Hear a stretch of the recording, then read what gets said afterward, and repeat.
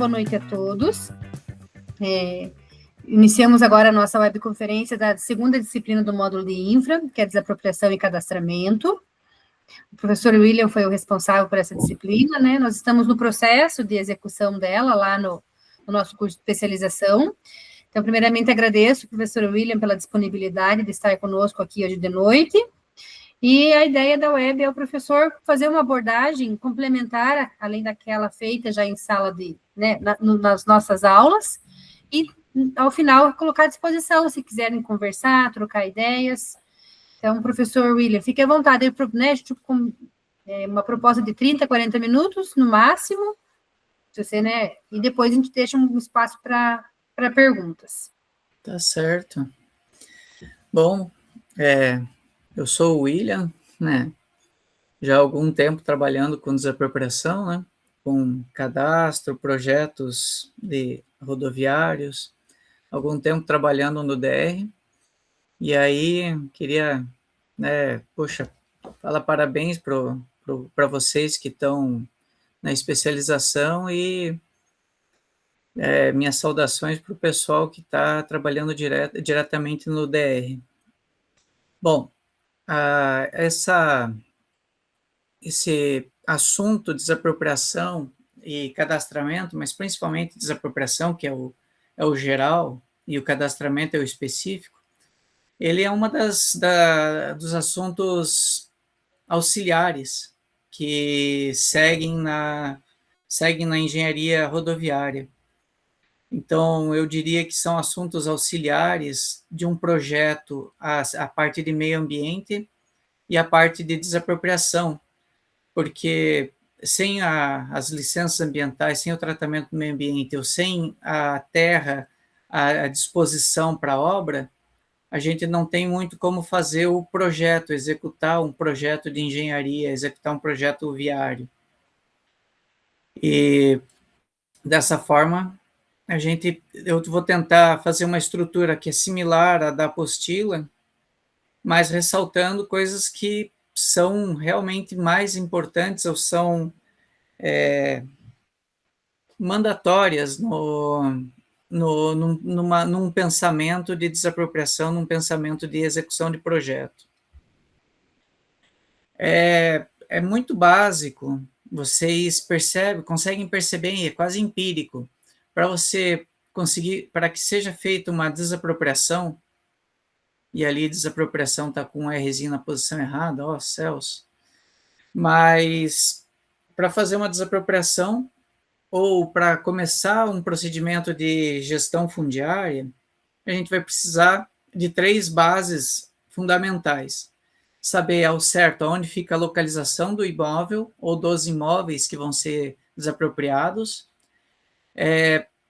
saber ao certo quem são as pessoas que estão envolvidas na posse ou no domínio desses imóveis, então quem vão ser os indenizados e qual o valor da indenização. Então esses são os 3 pilares de qualquer pensamento de aquisição de terras. E no caso de desapropriação, está muito dentro do assunto. Dentro de um projeto de engenharia, a gente vai ter a parte de cadastros. Então, aí as 2 primeiras linhas a gente tem, é possível encontrar dentro de um projeto de engenharia, a localização, e, de certa forma, é pedido, pelo menos nos editais de licitação do DR, do Paraná, são pedidos também que seja caracterizado e incluídos, anexados, documentos que comprovam posse e propriedade. Bom, e a indenização, em via de regra, ela é um momento à parte. Depois que a gente já sabe que a obra vai realmente acontecer, que está em vésperas de ser dada a ordem de serviço, assim, 6 meses antes, de preferência, aí a gente começa a fazer a avaliação dos imóveis e colocar valores para cada área, para cada parte do imóvel que foi atingido. Em geral, uma desapropriação rodoviária ela pode atingir um imóvel inteiro, integralmente, a matrícula toda, a área toda, mas também parcialmente. Também pode acontecer temporariamente, que seria uma servidão temporária, parcialmente sobre todos os direitos, sobre todas as possibilidades de uso do solo, que seria uma desapropriação por servidão, né? E uma desapropriação integral, que seria desapropriar toda o imóvel como um todo, não só o seu uso e sua possibilidade de dar renda, e também não só temporário, como definitivo. Bom, na parte de projetos, explorando um pouco melhor aonde fica o imóvel, é interessante que a gente pense em algumas práticas bacanas. O uso da geodésia nos levantamentos. Geodésia, eu estou pensando, então, no aprimoramento ou na visão universal da topografia. A geodésia é posicionar um imóvel ou um objeto em relação ao mundo, enquanto que a topografia é localizar um imóvel em relação a uma área específica, próxima uma da outra, uma vizinhança, uma área regional, enquanto que a geodésia é mais ampla. Com a geodésia, a gente consegue, então, ao longo do tempo, achar o imóvel e de uma forma universal. Por isso, a gente melhor ainda quando a gente consegue fazer um levantamento geodésico fundiário, utilizando a UTM, que é a medida métrica para coordenadas, e o Datum Sirgas 2000, que é o geoide que melhor se relaciona com a área da superfície do Brasil.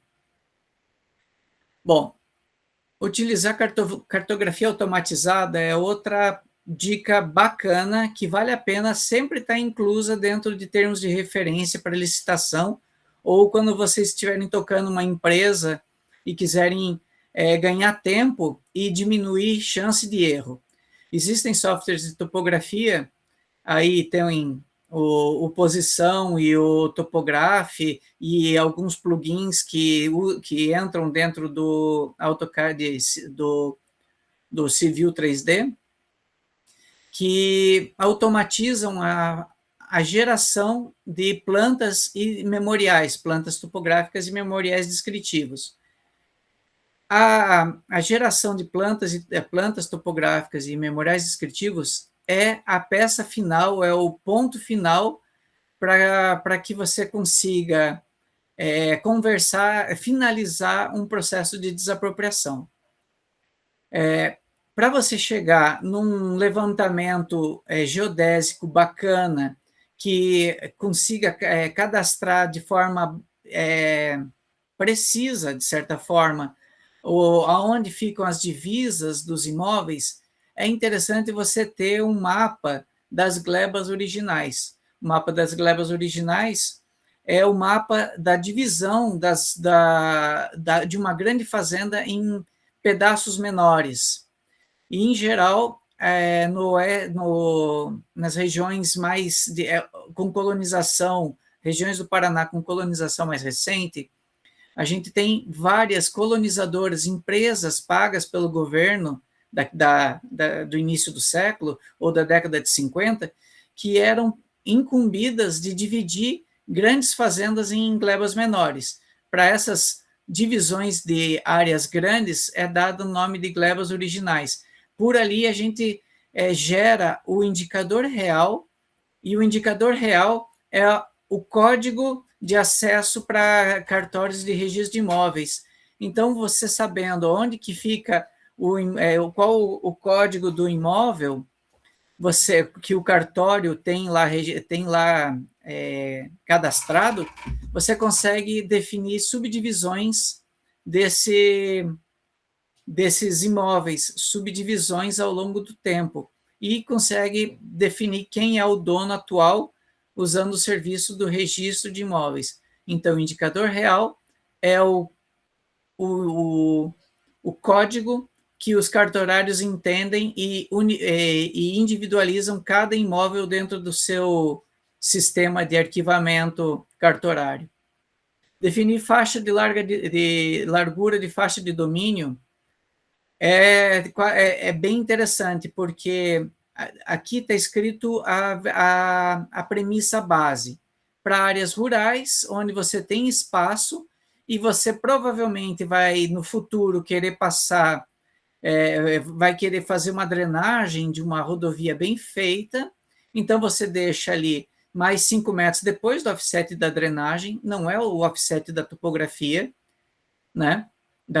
Não é o offset da terraplanagem, é um pouco a mais em alguns casos, quando tem que fazer ajuste de drenagem, e mais 5 metros, que é uma margem extra, para você, no futuro, poder passar um duto de fibra ótica, uma linha de luz de média tensão até, e outros usos, como uma melhoria de uma rampa de acesso para um imóvel, ou eventual retaludamento, ou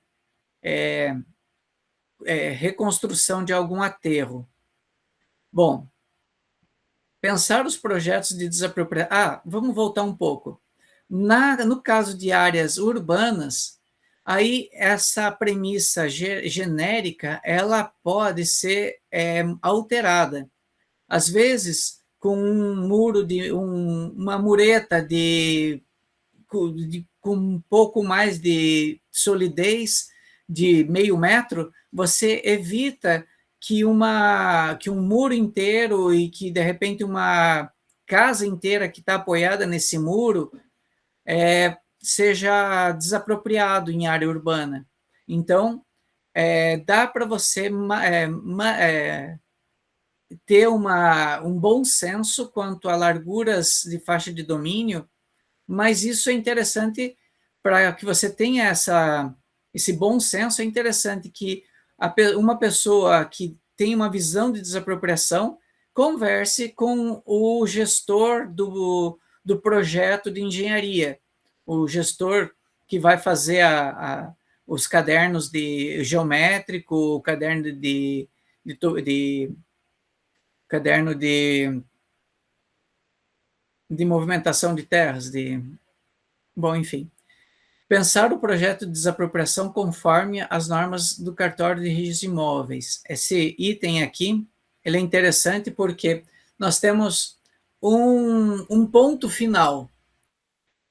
O ponto final para qualquer ação de desapropriação, conforme diz a lei, né, dos registros públicos, é abrir uma matrícula para todas as áreas desapropriadas. Então, para você cumprir com essa norma, com essa lei, você vai ter que ter um acesso ao cartório de registro de imóveis. Você vai ter que abrir uma nova matrícula nesse cartório. Então, em última instância, qualquer empresa de desapropriação, qualquer empresa que vai prestar serviço para engenharia, para o DR, ou para um órgão público, né, ou para uma concessionária, ele vai ter que satisfazer o cliente principal. O cliente principal não é o desapropriado.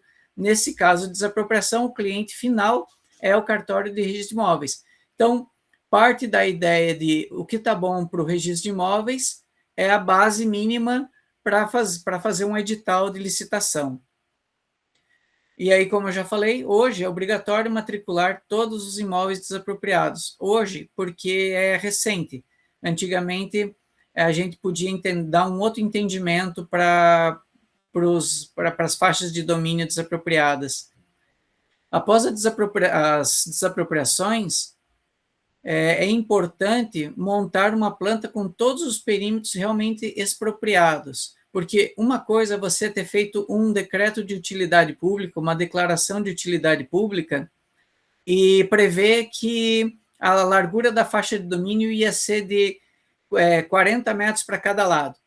E na execução do projeto, na execução, na hora de realmente ocupar, fazer o esbulho, ocupar os imóveis, é percebido que em alguns pedaços vale a pena, algumas partes, pode ser diminuída a largura da faixa de domínio. Então, o Estado deixa de pagar indenização por uma área a maior e paga por uma área que realmente importa, realmente é necessária, menos área. Então, essa diferença entre o que é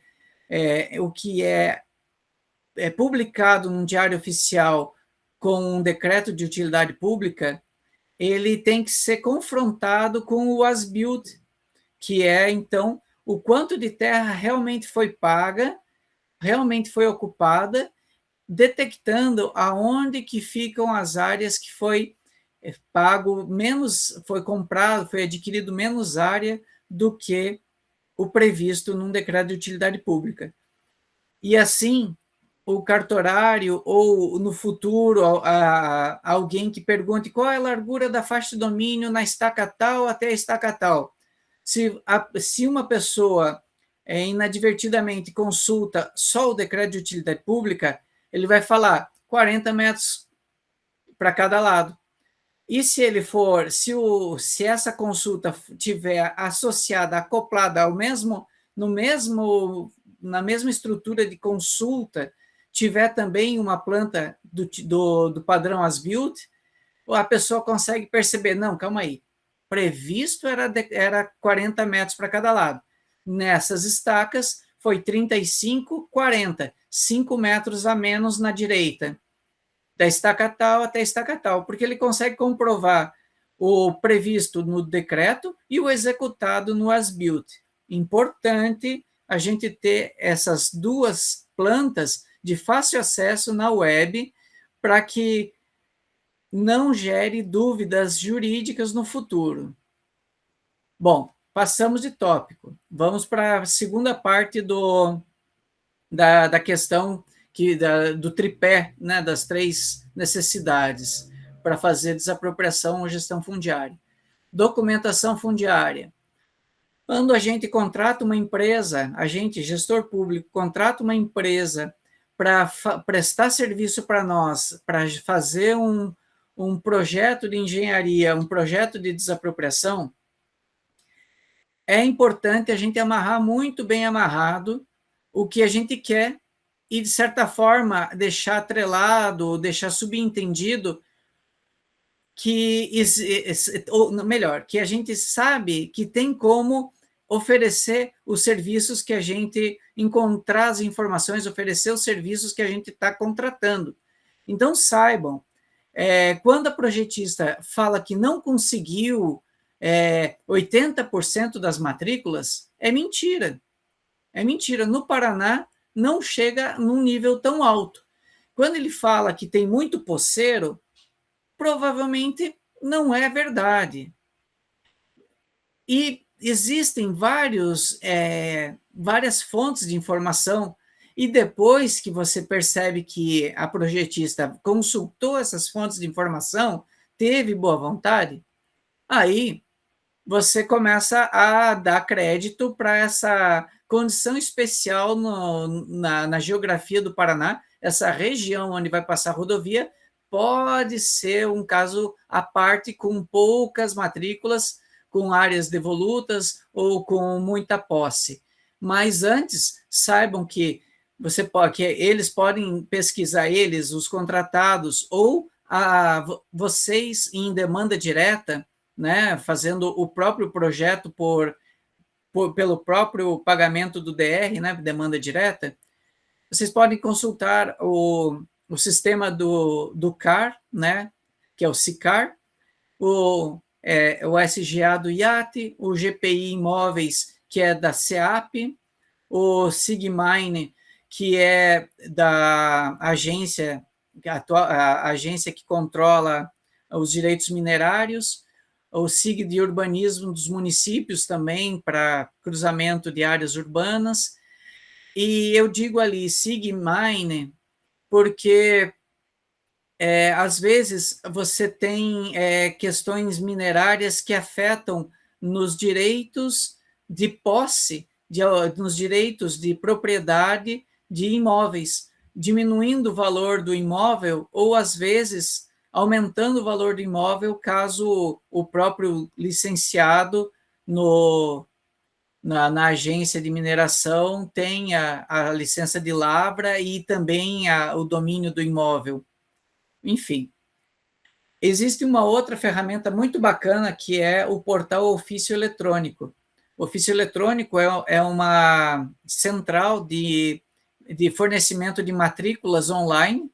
Então, para alguns órgãos públicos, essa consulta é por convênio, e então ela se torna gratuita, mas, em geral, os preços para consulta são muito abaixo do que indo diretamente no cartorário, no cartório de registro de imóveis e pedindo as certidões, né, para só dar uma consultada se o nome de alguém que a gente encontrou cadastrado realmente faz parte do rol de donos, de proprietários. Às vezes, só para tirar uma dúvida, pegar uma informação numa matrícula, a gente precisa pagar pela certidão inteira.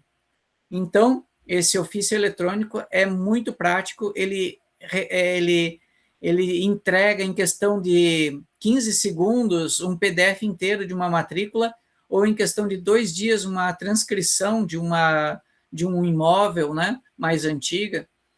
Bom, ter conhecimento de interpretação de matrículas, escrituras e contratos fundiários. Existe uma hierarquia dentro do direito de propriedade, dos direitos reais, onde estão os direitos de propriedade, que definem o grau de importância para a documentação. Quem tem uma matrícula em seu nome é o dono, possui a propriedade sobre aquele imóvel. Quem possui uma escritura possui, dependendo do que está escrito nessa escritura, mas principalmente se for uma escritura de compra e venda de imóvel, ele tem a posse clara sobre o imóvel. Então, ele tem quase a propriedade, mas ele precisa levar a escritura para o registro de imóveis, transformar numa matrícula, e aí sim ele vai ter a propriedade do imóvel. Antes disso, ele tem uma posse com uso. Essas escrituras, elas eventualmente, um imóvel pode ter várias escrituras, uma em cada tabelionato. Então, quem levar a escritura primeiro para um registro de imóveis se torna o dono. A pessoa que levar uma escritura do mesmo imóvel de outro tabelionato e chegar lá em segundo lugar, num segundo momento, depois de alguém ter apresentado uma primeira escritura, não é o dono. Perdeu dinheiro, comprou uma coisa, ganhou um papel e não vai levar o imóvel.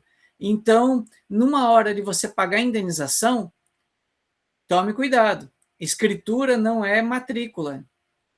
E a pior no rol de grau de importância para se atingir a propriedade, a gente tem os contratos fundiários. Contrato de compra e venda particular é o pior de todos, onde um assina e o outro, onde duas pessoas assinam sem a interferência ou sem estarem junto de um tabelião. Contratos fundiários de compra e venda, contratos de cessão de usos hereditários, cessão de uso ou de direitos hereditários, quando são assinados na frente de um tabelião, eles se tornam contratos públicos. Então, eles ficam numa segunda, numa terceira escala de importância, e os contratos particulares de compra e venda, eles ficam numa quarta instância de importância. Reparem que escrituras e contratos estão no rol de definição de posseiros, de quem tem posse. E só a matrícula define o rol de quem tem propriedade. Uso de imagens aéreas atuais e imagens antigas. Você consegue tirar pela diferença de nuances e de usos do solo, entre comparando uma imagem aérea atual, retornando numa imagem, em imagens mais antigas do Google Earth, ou até mesmo utilizando imagens de sobrevoos com avião, você consegue tirar muitas dúvidas de por onde passava logradouros públicos, qual era o tamanho do imóvel antes, como que ele foi subdividido, ou onde provavelmente está passando as cercas de divisa. Muito, muito, muito bacana também para depois fazer, levantar perícias e contestações de desapropriação judicial. Manter último ponto, manter controles dessas documentações em sistema SIG. Lembre que SIG não é só imagem, também cabe documentos PDF, documentos de AutoCAD dentro de sistemas SIGs. SIG também é um banco de dados, não é só uma imagem georreferenciada e controlada. A última parte do tripé, o valor justo. Dentro do valor justo, é o cálculo da indenização. A gente, por favor, mantenham sempre nos termos de referência ou nos padrões de qualidade dos produtos que vocês estão contratando ou que a empresa de vocês está oferecendo para os seus clientes, utilize sempre a ABNT, porque vocês podem já ter percebido que achar o valor de um imóvel pode ser controverso. Um avaliador pode achar um valor, outro avaliador pode achar um outro valor com diferenças razoáveis, mais de 20% até, mas quem tiver mais embasamento sobre o que fez, então, um cálculo robusto, baseado em norma, ele provavelmente vai conseguir se safar melhor se eventualmente um tribunal de contas vier questionar o cálculo, se tiver uma pendência em outro ponto, ou até mesmo se um perito olhar e imaginar que uma avaliação está melhor feita do que outra porque tem mais robustez seguindo a BNT, você pode até mesmo ter a sua avaliação validada pelo perito judicial e ganhar a causa sem nem mesmo ter preciso seguir muito adiante. Utilização de softwares de orçamento de obras para edificações, é bacana usar softwares automatizados para fazer cálculo dentro da norma BNT para custo de benfeitorias, e aí as benfeitorias mais de edificação, principalmente, elas saem por esses orçamentos, software de orçamento. Eventualmente, se o DR ou a empresa tiver a licença ou já tiver feito um particular, usando o Excel, que captura os valores atualizados da SINAP, dessas plataformas de orçamento. Utilização de software de avaliação de imóveis. Bacana, porque quando você usa o software de avaliação de imóveis, você está com mais facilidade para usar ajustes, para usar regressões, para montar ajustes de equação de regressão. Quando a gente tem muita quantidade de imóveis a serem avaliados e eles vão gradualmente se tornando diferentes um do outro, porque eles são vizinhos um do outro, então vale a pena você ajustar uma equação e cobrir com essa, às vezes, se você der sorte, tiver know-how para fazer essa coleta de unidades amostrais bem feita, você consegue fazer um ajuste de equação para a rodovia inteira, dependendo do jeito que a região de homogeneidade dos imóveis. Fazer vistoria em todos os imóveis do conjunto amostral é básico. ande sobre os imóveis, gaste 1 dia, 2 dias, mas tenha certeza do que você está vendo e imagina como que seria a relação do proprietário atual do imóvel, aquele que vai ser o nosso vizinho, se ele perder aquela parte da frente do imóvel dele, aquela parte do fundo do imóvel dele, qual é o impacto que vai acontecer no módulo produtivo que ele chama de fazenda, de sítio, de chácara. Às vezes você está passando em cima de um mato que é muito homogêneo e que parece que não vale nada. Só que o vizinho que vai perder esse mato, ele produz leite. E ali é a capineira do imóvel dele. Então, ele não vai ter mais como alimentar os bois enquanto estão sendo ordenhados, porque a gente passou em cima da área de terra tratada e que tem o alimento para o gado. Você destrói o módulo produtivo, embora só tenha avançado em 5% da área do imóvel da pessoa. Fica bem interessante a justificativa de andar sempre em cima do conjunto amostral, em cima das avaliandas, né? Das avaliandas, eu estou falando das avaliandas, embora aqui esteja escrito do conjunto amostral. O conjunto amostral são as amostras, aquilo que a gente vai fazer a comparação com as avaliandas. No caso do conjunto amostral, também vale a pena você dar uma passada nesse imóvel, de fato, e dar uma olhada se tem muita benfeitoria nele e tentar tirar um sentimento de quanto vale aquelas benfeitorias, para descontar do preço desse imóvel à venda, descontar as benfeitorias e ficar com o valor da terra nua, que basicamente é o valor da terra nua que a gente está usando para ajustar a equação de regressão. Claro que pode fazer pelo método de tratamento de fatores, pode, mas o tratamento de fator, ele, em geral, é para imóveis muito próximos um do outro, 3 ou 4, um que está independente, ele tem essas restrições e tem uma subjetividade bem grande. Usar um bom conjunto amostral é chave para você não ter problema com ajustes, né? Então, com as qualificações do modelo de equação de regressão, bem como também para que não cheguem um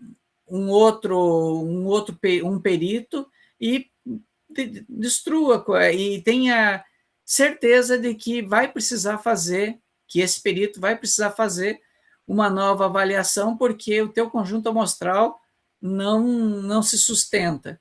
Quanto mais unidades amostrais você tiver no teu conjunto amostral, melhor fica a tua equação, o teu ajuste de equação, e provavelmente você vai ter ganhos no índice de robustez dele e de adequação, vai diminuir o teu intervalo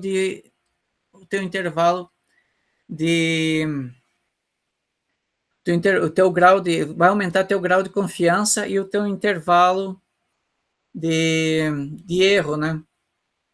A tua margem, a tua amplitude de erro amostral. Bom, fazer vistorias em todas as avaliandas, é o que eu mais ou menos comentei, né? É andar por cima das avaliandas. Outra coisa interessante, no início de qualquer avaliação, é você ir nos órgãos e entidades da região e tentar sentir o valor da terra naquela região, entender o valor de mercado.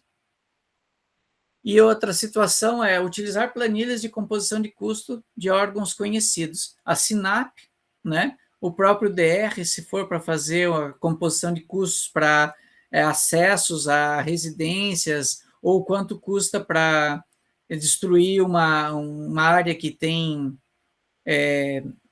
pavimentação asfáltica, né? Porque você vai passar com a rodovia em cima desse pátio de empresa. Então, a CECID, né, a antiga para né, edificações também tem as suas tabelas com composições e custos, que você daí pode alimentar aí a tua planilha de Excel para cálculo de edificações e benfeitorias, ou, que nem eu comentei, comparar com qual o valor que você achou utilizando os softwares de orçamento de obra. Sócios vulneráveis, pessoal. Aí a gente a gente venceu a etapa aí do tripé de desapropriações e cadastro, né? E vamos tocar num ponto que eu achei importante dentre todos os outros. A gente tem, então, tipos de sócios vulneráveis. A gente, no DR, basicamente, a gente colocava três tipos de sócios vulneráveis, 3 tipos de pessoas atingidas por rodovia. 2 na classe sócio vulnerável e o terceiro era o não sócio vulnerável. No primeiro, era o grau de vulnerabilidade mais alto. A família é muito pobre e os recursos não estão disponíveis para eles. Os recursos para saúde, os recursos para aumentar a renda não estão disponíveis para eles. O segundo nível de sócio vulnerável é aqueles onde, eventualmente, eles estão quase saindo da sócio vulnerabilidade, mas se a gente mexer na estrutura social da família dele, ele pode não conseguir mais sair da sócio vulnerabilidade. Ele pode acabar caindo para o primeiro grau. Então, esses sócios vulneráveis são pessoas que têm acesso já a meios para obter renda, podem estar num gradiente de aumento de renda, mas ainda são vulneráveis a qualquer revés na vida. E a desapropriação pode ser um revés brutal.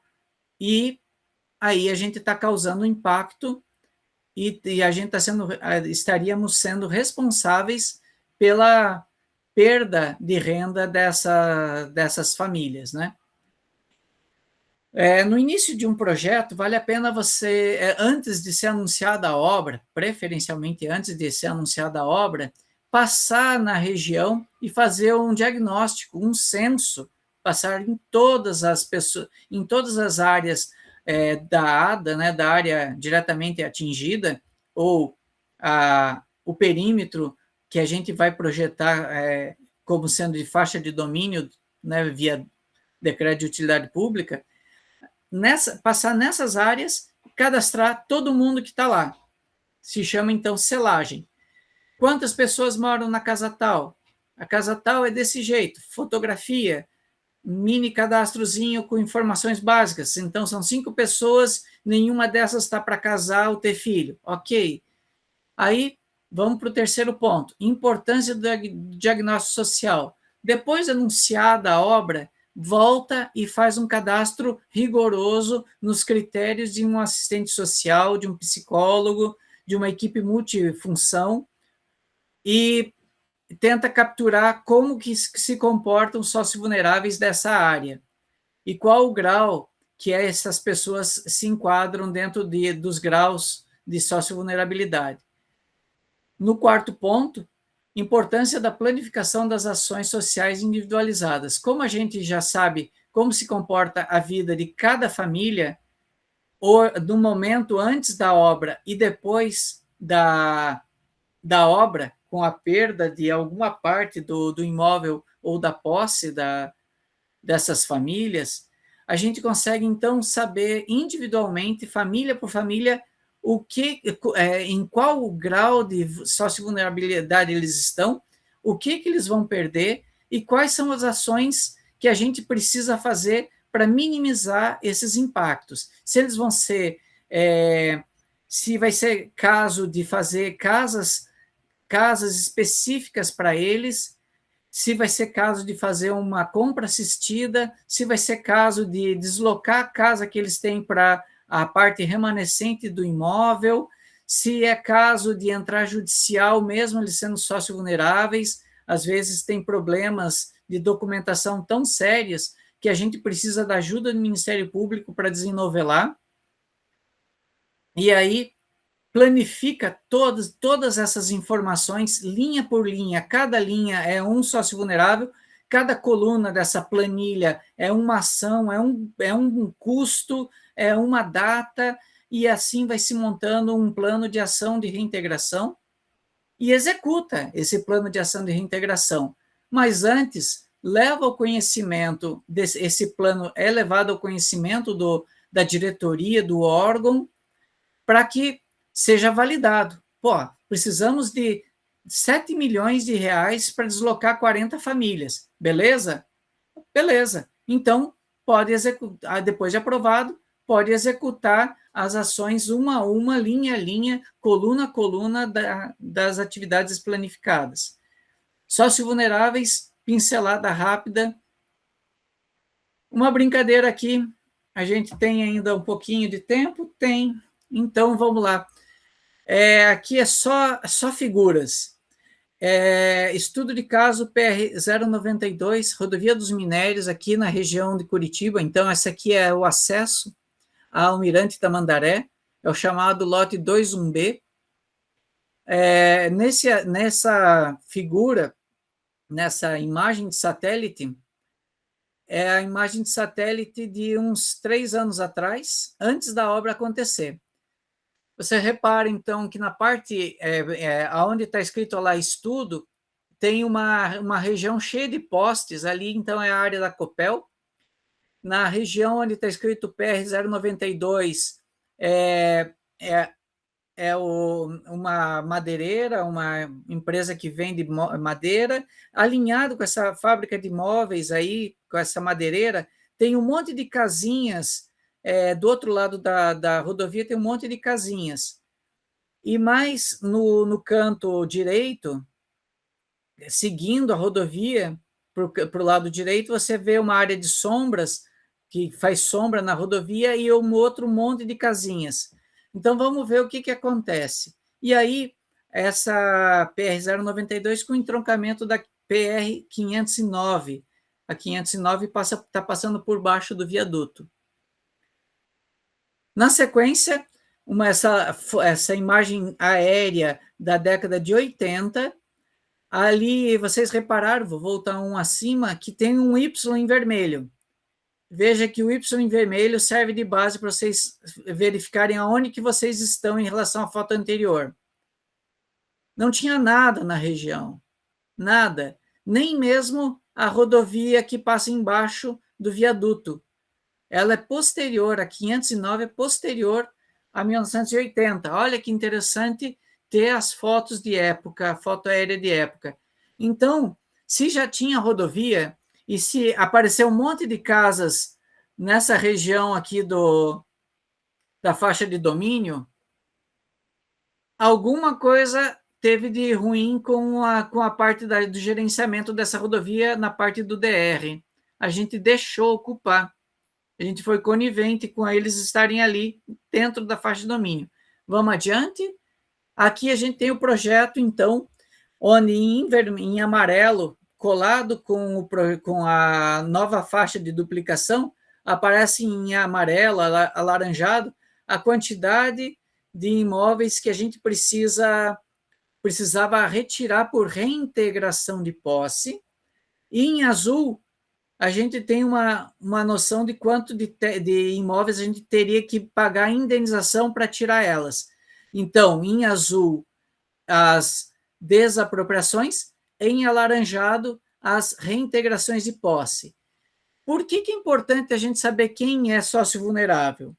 Porque num momento de reintegração de posse, a gente vai poder a gente vai poder fornecer uma moradia nova para cada uma dessas famílias, porque, a princípio, eles estão amparados por direitos constitucionais e teria como o erário do Estado arcar com casas novas para eles, mas se eles forem sócio vulneráveis, principalmente classe 1, e classe 2, a gente, eventualmente, um ou outro, a gente acaba também não podendo pagar indenização, deslocamento, a gente não pode chamar de indenização, isso aqui é uma compensação conforme a Constituição prevê. Em azul, a gente paga indenização e são casos típicos de desapropriação. Se for sócio vulnerável, a gente pode acrescentar um pouco mais de valor, dependendo das necessidades que esse sócio vulnerável tem em situações de desapropriação de sócios vulneráveis. Eles podem ganhar uma indenização um pouco maior para cobrir eventuais problemas. Ele pode morar num barraco e ser desapropriação. E a gente não pode deixar ele receber o valor de um barraco. Ó, tô aqui 10 mil reais, agora te vira para rachar outra casa. Não. Percebe o que eu disse? A gente, às vezes, tem que dar um valor a mais para ele que ele consiga morar em algum outro lugar. Não é alugar, é ser dono de uma casinha. Não quer dizer ser dono de um terreno. Pode ser um apartamento.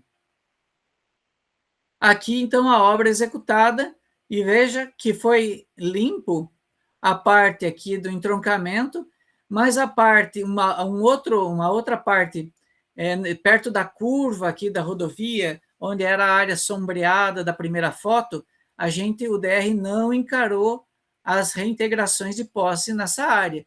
Continuamos com a questão. Então, aqui o projeto feito, a desapropriação e reintegração equacionada, e as pessoas foram deslocadas por compra assistida para outros lugares e pagas indenizações para as pessoas que precisavam, que estavam em desapropriação e não eram sócio vulneráveis. Bom, agora temos 10 minutos ainda. E em 10 minutos, eu acho que vale a pena deixar em aberto para alguma situação a mais que vocês queiram tirar dúvida ou fazer algum relato de alguma vivência que vocês tenham participado. Tem algumas perguntas no chat, prof. Opa, você pode falar para mim? Claro, uhum. O Leonardo colocou assim, ó, por que as áreas desapropriadas não são registradas em nome do DR com uma nova matrícula nos CRIs? Elas, a partir de 2023, teve uma incorporação de um novo artigo dentro da Lei de Registros Públicos, e aí agora a gente tem que fazer uma matrícula, sim, abrir uma matrícula para a área desapropriada, e aí vai ser em nome do DR ou em nome do ente que desapropriou. No caso de uma concessionária, dependendo do termo de concessão, pode ser em nome da concessionária, como pode ser em nome da NTT ou do DENIT, ou do DR, se o DR fosse o gestor dessa concessão, né? Acho que era essa a pergunta, né? Tem mais, do mesmo Leonardo, tem na sequência, mas eu vou fazer a leitura, daí a gente depois separa qualquer coisa. E registrando essas áreas em nome do DR, o aconselhável é registrar várias matrículas, mesmo sendo pequenas áreas de terras desapropriadas? Ou registrar uma área maior, uma faixa de domínio do quilômetro 1 até o quilômetro 3, sendo uma matrícula, por exemplo? Olha, tem uma questão muito importante. É a gestão que o órgão público ou aquele que está com a incumbência de registrar o imóvel, como que ele está fazendo essa gestão. Às vezes, as desapropriações elas acontecem aos pedaços, aos poucos, ao longo do tempo. Então, você pode, eventualmente, ir fazendo,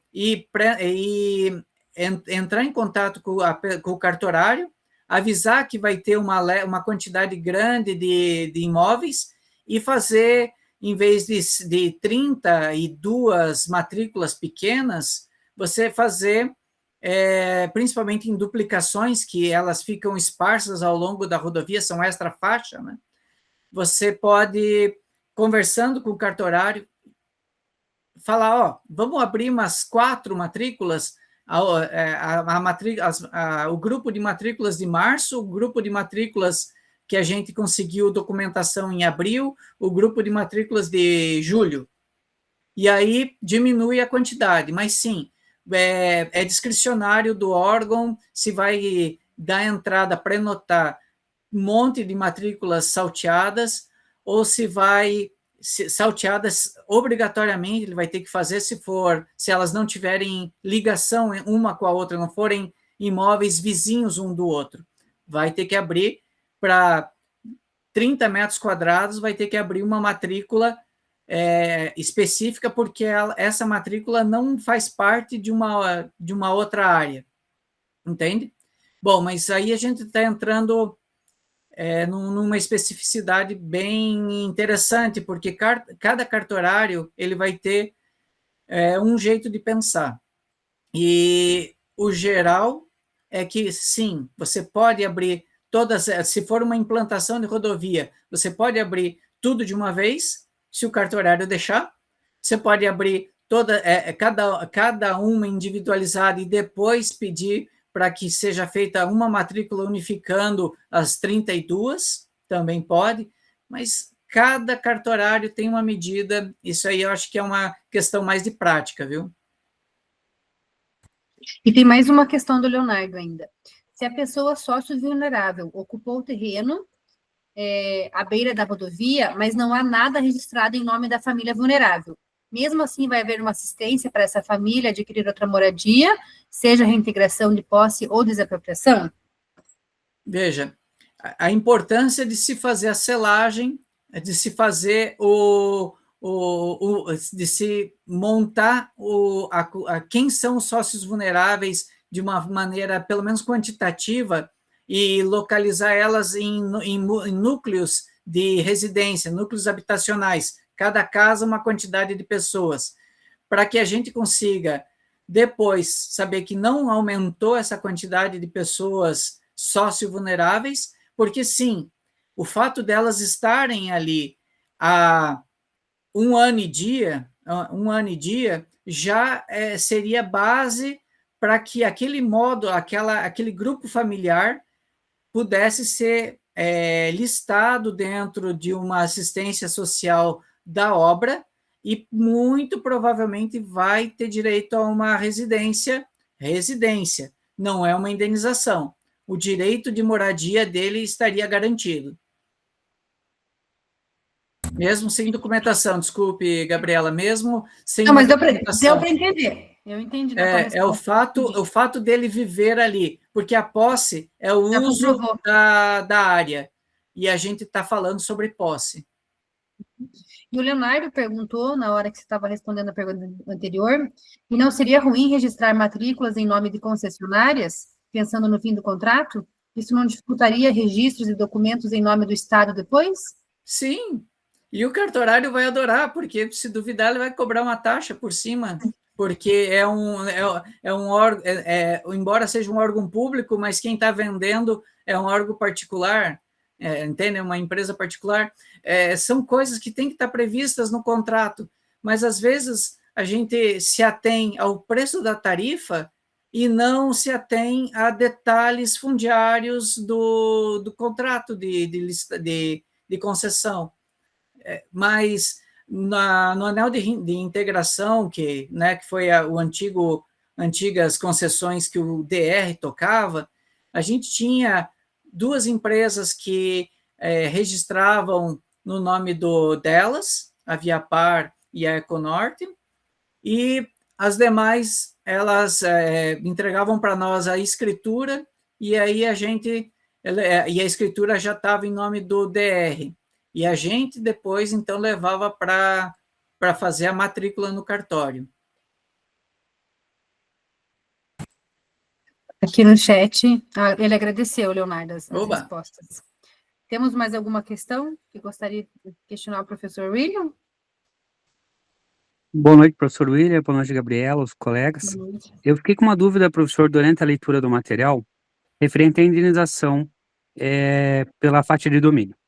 Eu vou dar um exemplo aqui, hipotético, mas a minha dúvida seria o seguinte. por exemplo, o decreto de utilidade pública seria datado lá no ano de 2000.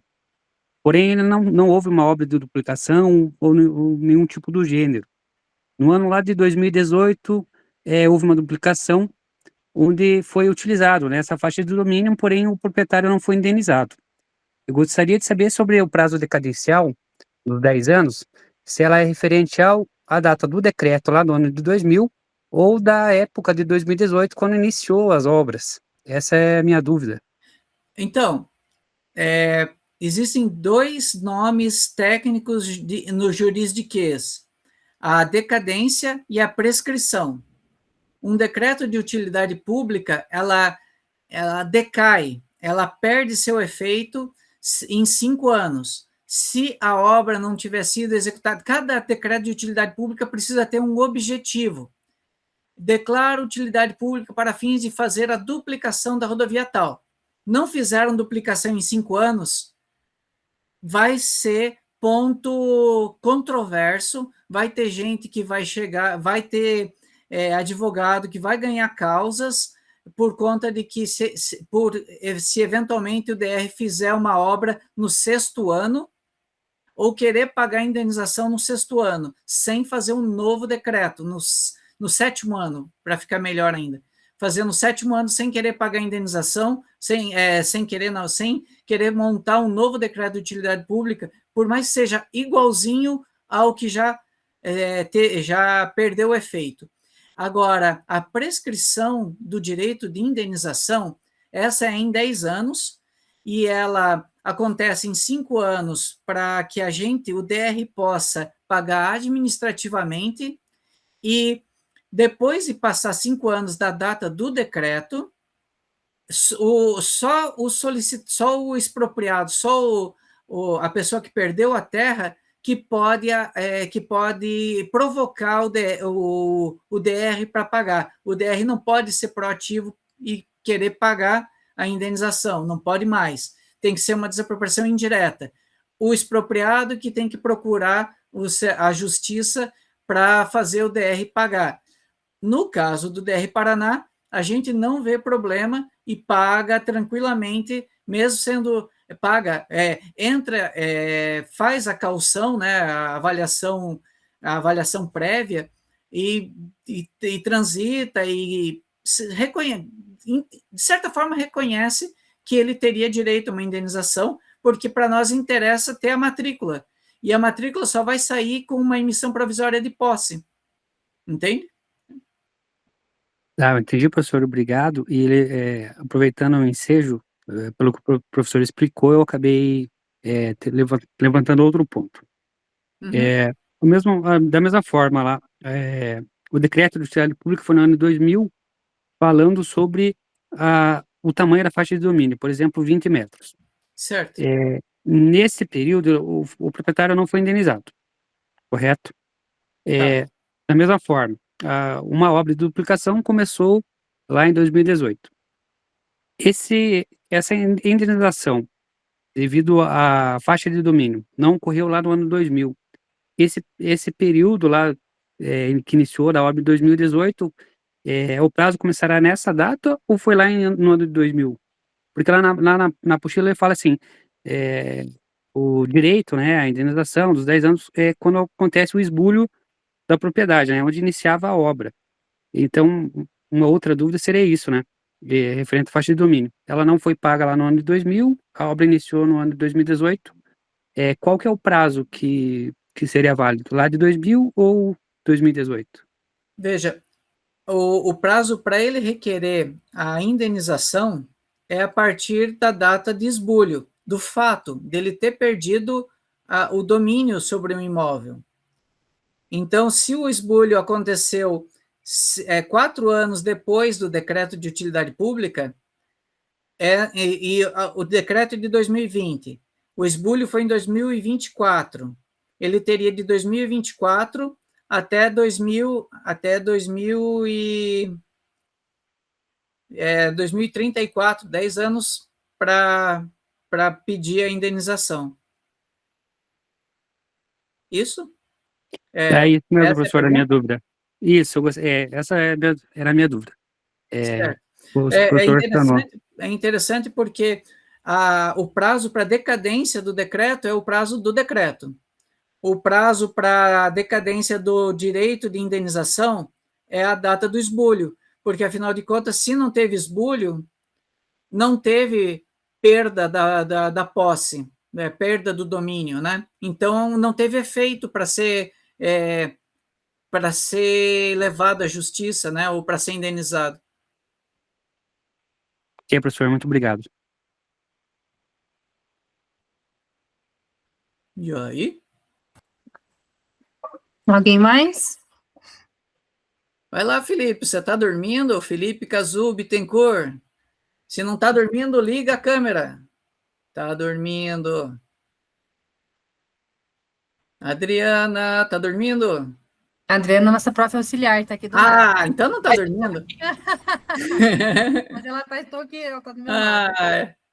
Ela meio esverdeada. Tá bom, Felipe. Mas nós tivemos umas boas discussões aqui no final, complementando a sua aula, professor. Sim, parece que sim. Bom, eu tenho mais um tempinho. Se quiserem, eu toco mais quantas perguntas a Gabriela comentar que pode. Mas tem que ter pergunta. Ou casos, né? Ai. A explicação foi boa. Então, não... Ou ninguém quer tocar desapropriação, só querem tocar pavimento, obra. Ai. Então, pode ser também, mas é importante, com a aula eles conseguiram ter um conhecimento sobre essa outra necessidade, né?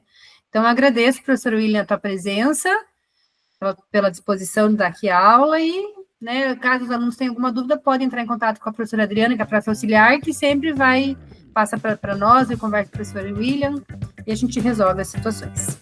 Um abraço e boa noite.